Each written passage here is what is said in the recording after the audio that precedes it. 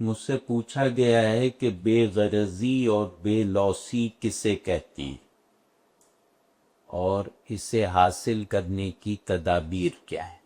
تو بھائی عرض یہ ہے کہ انسانوں میں ترقی کے جتنے بھی اصول ہیں ان کی ہر بنیاد سیلف لیسنس پر ہے، یعنی انسانیت میں ترقی کا مادہ پیدا ہی نہیں ہوگا جب تک ہم سیلف لیسنس کے حامل نہیں بنیں گے۔ میں ترقی کر ہی نہیں سکتا جب تک کہ اپنی گیبن یعنی موجودہ شخصیت کو نہیں چھوڑوں گا۔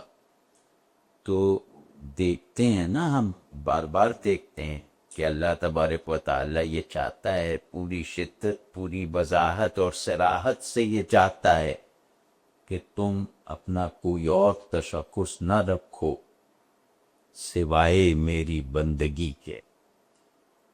یہ ذرا سا غور کر کے دیکھی تو یہ ہمارے پورے دین کا، یہ قرآن کا خلاصہ ہے کہ صرف عبداللہ بن کر رہو۔ یہ بہت بنیادی مطالبہ ہے۔ اور آپ سوچیں نا کہ بندگی جو ہے وہ کسی خاص شخصیت کا نام تھوڑی ہے کہ یہ مسٹر اے ہے، مسٹر بی ہے۔ یہ لوگ تھوڑی جانا ہے یہ ابدیت کے حوالے سے۔ ابدیت بندے کی طرف اشارہ بہت ہی مبہم انداز سے کرتی ہے، اس کا اصل رخ معبود کی طرف ہے۔ ابدیت ساری کی ساری دلالت کرے گی معبود پر۔ ہماری مگر اس طرح ہماری سیلف لیسنس کا ایک سینٹر بنا دیا ہے اللہ نے ابدیت کو، جو ہمیں ہمارے سیلف سے ٹرانسینڈنس کی حالت میں رکھتی ہے۔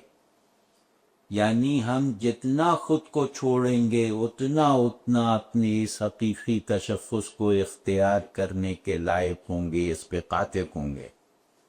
اور دیکھیں نا کہ اب کہتے کسے ہیں؟ اب کہتے ہیں کہ جو اللہ کا غلام بننے کو سب سے زیادہ محبوب رکھتا ہو، تو غلامی کا محبوب ہو جانا یہ ہر پہلو سے سیلف لیس ہوئے بغیر ممکن نہیں ہے، کیونکہ ذرا بھی سیلفشنس ہوگی، ذرا بھی اپنی طرف نگاہ ہوگی تو جبر اور غلامی بھلا محبوب ہو سکتی ہے؟ کبھی نہیں ہو سکتی۔ تو یہ واضح مطالبہ ہے، مطلب اس بارے میں کسی طرح کی رعایت اپنے آپ کو نہیں دینی چاہیے اگر آپ اپنی خیر خواہی کرنا چاہتے ہیں، اگر آپ اپنی دشمنی پر مائل نہیں ہیں۔ کس بات پہ اپنے آپ کو ڈیل نہیں دینی چاہیے؟ اسی بات پہ کہ میرے تمام تشخصات، تمام پہچان میری بندگی کے اجزاء ہیں، میں اب کسی اور شناخت میں موجود نہیں ہے، میں بندگی کے علاوہ کسی بھی پہچان میں پورا سمایا ہوا نہیں ہے۔ میری واحد شناخت ہے میرا عبداللہ ہونا، اور عبداللہ ہونے کی حیثیت ہی سے میں کسی کا دوست ہوں، کسی کا بیٹا ہوں، کسی کا بھائی ہوں، کسی کا باپ ہوں۔ اس نقطے کو اگر آدمی نے اپنے ذوق سے، اپنے فہم سے، اپنے عمل سے محفوظ نہیں رکھا تو اس کو پتہ ہی نہیں ہے کہ وہ کس دین پر ہے۔ مطلب ذوقی بات کہہ رہا ہوں، ویسے تو الحمدللہ پتہ ہے ہی کہ بھئی اتنی بڑی، اب آپ کی ذرا غور کیجئے کہ اتنی بڑی بڑی باتیں جس وصف سے حاصل ہوں، جس خدا داد صلاحیت اور انعام سے میسر ہوں، اور اگر ہم ذرا سا بھی چاہتے تو وہ صلاحیت اور انعام کو اپنے اندر ضرور میں موجود پائیں گے اور اپنی گویا تحویل میں حاضر پائیں گے۔ تو بھائی اس گھوڑے کو سلائے مت رکھو، اس پر سواری کرو۔ اور دوسری بات یہ ہے کہ جس کے اندر محبت طاقتور اور غالب ہے تو وہ اس محبت کا اظہار صرف مسندے پر نہیں ہوگا، یہ محبت انسانی تعلقات میں بھی ظاہر ہوگی، ہر تعلق میں اس کا اظہار ہوگا۔ مطلب ایک آدمی رقیق القلب ہے، وہ صرف اللہ ہی کے لیے تھوڑی رقیق القلب ہے کہ جب قرآن شریف سنوں گا تو میرا دل پگھلنے لگے گا، آنکھیں برسنے لگیں۔ وہ تو جس کو بھی تکلیف میں دیکھے گا اس کا دل پگھل جائے گا۔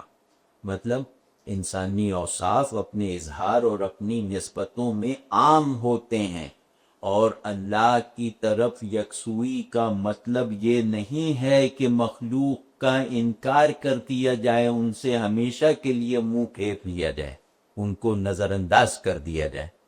اللہ کی طرف یکسوئی اللہ کی شان کے مطابق ہے، میری صلاحیت کے مطابق نہیں ہے۔ یہ اللہ کا لاکھ لاکھ شکر ہے کہ اس کی طرف یکسوئی کا مطلب ہے اللہ کے ساتھ تعلق کے احاطے کا بڑھ جانا، یعنی اللہ اس یکسوئی کے اینڈ پر ہے جو دائرے کی طرح ہے، لائن کی طرح نہیں ہے۔ تو اس پہلو سے ہم کہہ رہے ہیں کہ جو اللہ سے اچھا نہیں ہے وہ بندوں سے اچھا نہیں ہوگا، اور جو اللہ کے ساتھ اچھا ہے وہ اللہ کے بندوں کے ساتھ لازماً اچھا ہوگا۔ تو بس یہ ہے۔ اب اس جذبے کو ابھارنے کی کچھ عمومی سی تدبیریں عرض کر رہا ہوں تاکہ کچھ عملی فوائد بھی حاصل ہو جائیں۔ رسول اللہ، پہلی بات یہ ہے کہ رسول اللہ صلی اللہ علیہ وسلم کی سیرت طیبہ کا باقاعدگی سے مطالعہ کیا جائے، باطن کی مبنی بر حق اور قائم عدل خیر اور استوار بر جمال کنڈیشننگ کے لیے اس سے بڑا نسخہ کوئی نہیں ہے۔ نمبر 2، دوستوں کی ضیافت کرنا، دوستوں کی میزبانی کرنا۔ نمبر 3، عاجزی اور محنت کے ساتھ لوگوں کی خدمت۔ سمجھئے نا، یہ کم لفظوں میں ہے، بس عاجزی اور محنت کے ساتھ لوگوں کی خدمت کرنا۔ اور اگلا نمبر یہ ہے کہ کسی کو اپنے منہ پر اپنی تعریف کرنے کی اجازت نہ دینا، کبھی ایسی سچویشن نہ پیدا ہونے دینا کہ کوئی شخص تمہارے منہ پر تمہاری تعریف کر سکے۔ اور اگلی بات یہ کہ عبادات میں رونے کی کوشش کرنا، خصوصاً نماز میں، خصوصاً نماز کے سرتوں میں رونے کی کوشش۔ یہ انشاءاللہ وہ چیزیں ہیں۔ اب یہ فہرست ظاہر ہے کہ مکمل نہیں ہے، لیکن اتنے پر بھی اگر استقامت اور مداومت کے ساتھ عمل ہو جائے تو اللہ نے چاہا تو ہماری جذباتی، طبعی، احساساتی اور بڑی حد تک ذہنی بناوٹ کچھ ہی دنوں میں بدلنا شروع ہو جائے گی، دیکھ لیجئے گا انشاءاللہ۔ مطلب یہ کہتے ہوئے مجھے نظیری کا ایک شعر یاد آ رہا ہے، نظیری ایک بہت بڑا شاعر جس کے بارے میں عام خیال یہ ہے کہ فارسی غزل میں خواجہ حافظ کے بعد نظیری کے برابر کا کوئی غزل وہ نہیں ہے۔ کیا شعر ہے اس کا، سبحان اللہ۔ ز شغل کار خودم یک نفس رہائی نیست، محبتے کے دہد از خودم فراغ کجاست، کہ مجھے اپنے ہی دھندوں سے پل بھر کو بھی فراغت نہیں ہے، فرصت نہیں ہے۔ مطلب میرا گناہ ہی یہ ہے کہ میں اپنے آپ میں مبتلا ہو گیا ہوں، اپنے پنجرے، اپنے تنگ و تاریک پنجرے میں محبوس ہو گیا ہو۔ بتاؤ وہ محبت کہاں ہے جو مجھے میری ذات سے نکال دے، جو مجھے میرے پنجرے سے رہائی دلواتے۔ یہی یہ جو اپنا گفتگو کر رہے تھے سیلف لیسنس پہ، یہ سیلف لیسنس کی طلب پر، سچی طلب پر دلالت کرنے والا ایک بہت ہی خوبصورت بیان تھا نظیری کے شعر۔ اور اس نظیری کا دو شعر میں نے عرض کر دیا۔ ہمارے ایک مرحوم دوست تھے جو محبت کے پتلے تھے اور بہت ہی اچھے شاعر تھے، رئیس فروخ صاحب کراچی کے، انہوں نے بھی اسی مضمون پہ ایک شعر کہا ہے، اور میرے خیال میں فروخ صاحب کا شعر نظیری کے انتہائی عمدہ شعر سے کچھ آگے نکل گیا ہے۔ وہ ذرا سنیے کہ عشق وہ کار مسلسل ہے کہ ہم اپنے لیے، عشق وہ کار مسلسل ہے کہ ہم اپنے لیے ایک لمحہ بھی پسنداز نہیں کر سکتے۔ سبحان اللہ۔ یعنی کہ نظیری کی تمنا کو یہاں ایک احوادی تکمیل دیتی ہے رئیس فروغ نے، یعنی رئیس فروغ کا حال نظیری کا مفقود مگر مطلوب حال ہے۔ ان معنوں میں یہ شعر نظیری کے شعر سے آگے بڑھ گیا ہے، اپنی تھیمیٹک وفور میں بھی اور اپنے معنی میں بھی اور اپنی احوادی بناوٹ میں بھی۔ تو بس یہ کہنے والے بن جائیں کہ عشق وہ کار مسلسل ہے کہ ہم اپنے لیے ایک لمحہ بھی پسنداز نہیں کر سکتے، تو بس پھر آپ سیلف لیس ہیں، پھر سیلف لیسنس کی کوئی ایک منزل بھی آپ کے زیر قدم آنے سے بچی نہیں۔ تو اور رئیس فروخ صاحب بے شعر کے کہنے والی ہیں، میں ان کا بہت ہی قریبی جاننے والا ہوں، میں پوری دیانت اور پورے تیقن سے یہ گواہی دیتا ہوں کہ وہ اس شعر کا مصداق ہے، اور ان کا برسوں میرا روزانہ کا ساتھ رہا ہے، 8-10 گھنٹے روز کی صحبت رہی۔ فروخ صاحب مجھ سے خاصے بڑے تھے، میں اس وقت نوجوان کا فرسٹ ایئر میں پڑھتا تھا، اور بھائی میں نے اللہ کے فضل سے بہت ہی اچھے لوگوں کی زیارت کی ہے، لڑکپن اور بچپن ہی سے ان کی صحبتیں اٹھائی ہیں، لیکن ایک معاملے میں، ایک وصف میں مجھے رئیس فروخ صاحب سے پڑھ کر کوئی آدمی کہیں کبھی نظر نہیں آیا، اور وہ وصف یہ تھا کہ میں نے ان کے جتنا غیبت اور بدگوئی سے پرہیز کرنے والا نہ کوئی عالم دیکھا، نہ کوئی صوفی دیکھا، نہ کوئی صاحب خیب دیکھا۔ یہ ان کی عجیب و غریب عادت تھی کہ یہ انتہائی بے تکلف دوستوں کے مجمع میں بھی، جہاں غیبت بے تکلفی کی علامت ہوا کرتی ہے، وہاں بھی یہ کسی کی غیبت نہ کرتے تھے، نہ ہمیں کرنے دیتے تھے، اور یہ مطلب کرامت کی حد کو پہنچی ہوئی، اس حد کو چھوتی ہوئی نیکی۔ میں یہاں سے ایک پہلو نکالنا چاہ رہا تھا، وہ ہے کہ خوش ہونا، خوش رہنا، خوشی حاصل کرنا، یہ کوئی انسانی مقصد نہیں ہے، مطمئن ہونا انسانی مقصود ہے۔ خوش ہونا تو ایک بہت سطحی سی چیز ہے، اور اس کے لیے انسان ہونے کی بھی کوئی ضرورت نہیں۔ خوشی کہتے ہیں ایسے حالات کو جس میں تکلیف اور دکھ نہ ہو، وہ خوشی ہے۔ تو ایسے حال کو خوشی کہتے ہیں جو دکھ اور تکلیف سے پاک ہو۔ تو جو آدمی ایسے احوال اور حالات چاہے اپنے لیے، وہ تو انتہائی خود غرض ہوا، اس بھی چاہے کا تو آدمی ہونا مشکوک ہے۔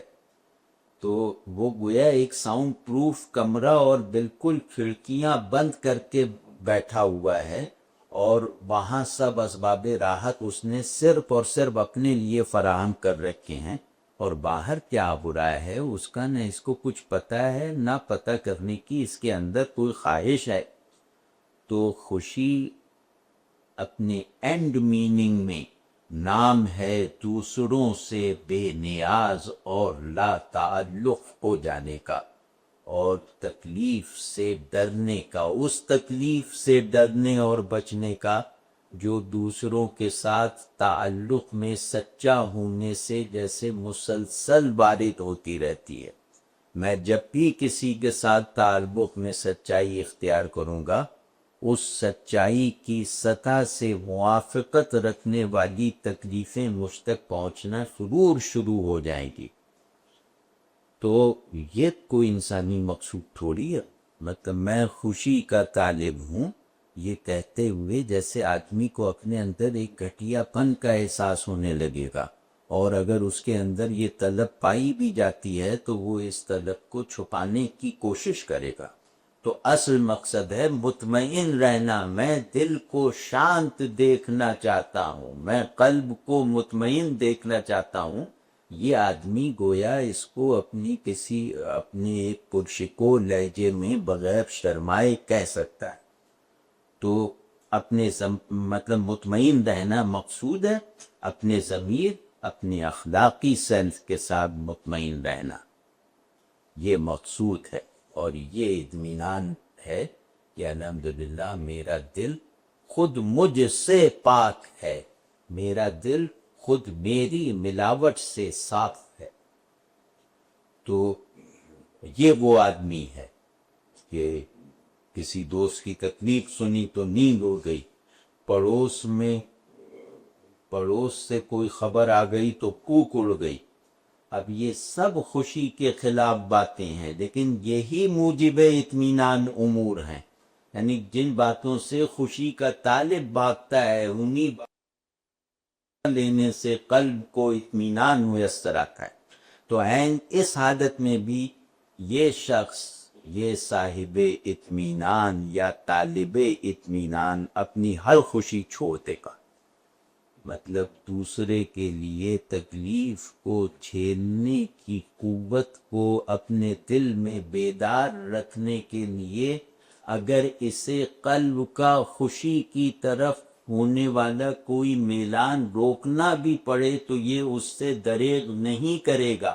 یہ قلب میں موجود کچھ خوشیوں کو قلب سے نکال دے گا تاکہ دوسرے کی تکلیف کو دل میں جگہ کی تنگی محسوس نہ ہو. تو آپ سمجھ رہے ہیں نا کہ یہ محبت کے بغیر ہو ہی نہیں سکتا. محبت ہوگی تو نیند اڑے گی اور بھوک اڑے گی، ورنہ کہاں سے ہوگا یہ سب کچھ. تو اللہ مجھے اور آپ کو، ہم سب کو یہ محبت اور یہ سیلف لیسنس نصیب فرمائے. یہ بہت بنیادی چیز ہے.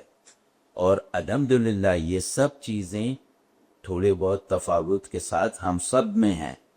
ہم میں سے شاید کچھ نے ان چیزوں کی دیکھ بھال کی ہوگی اور کچھ نے نہ کی ہوگی.